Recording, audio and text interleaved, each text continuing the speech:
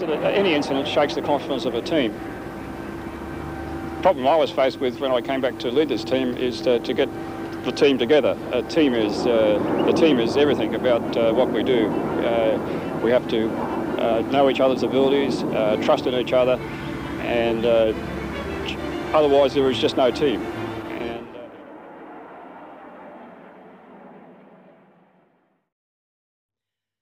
I knew John's reputation before he came to work at the Australian Aviation College.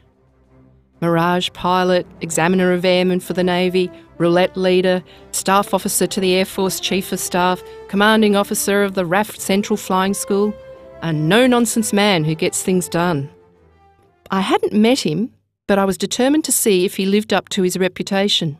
I stormed into his office after yet another ear-busting flight. I told him how the headset noise made teaching impossible. 2 hours later, he sought me out. My aircraft had been fixed, and the engineers were converting the whole fleet. So it was true. It was a man of action. John wasn't egocentric, like so many pilots.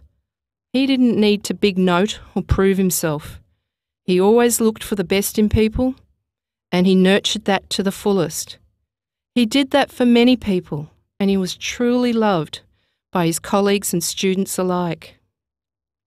When I started to have professional problems, John went out of his way to share his knowledge. He helped me to regain my confidence, increase my knowledge, and improve my skills. I ended up running 2 flying schools as a chief flying instructor. We shared a common love of aerobatics, and we increasingly shared poetry, music, and a million beers.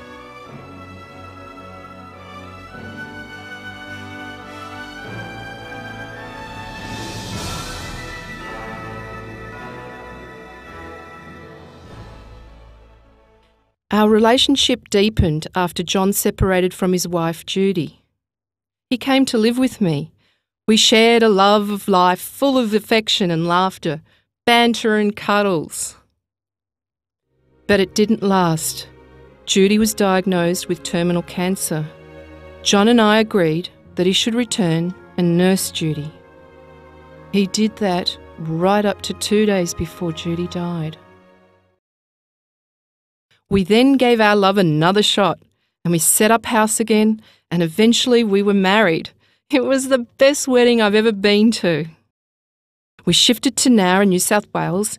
John flew a Learjet supporting the Australian Defence Force. It was a complex and dangerous job. One day, I won a game of chess against John.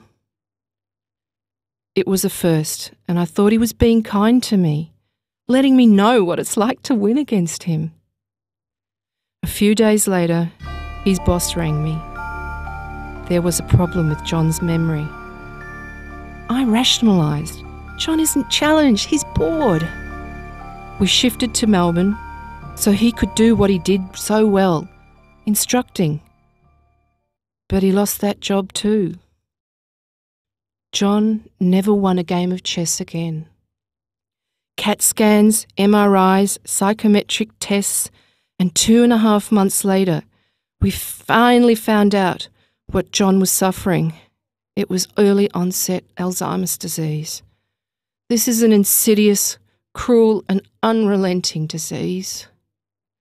John sleeps a lot, or just looks out the window at the world going by. One day, John will forget my name. He'll forget me. But I'll never stop loving him.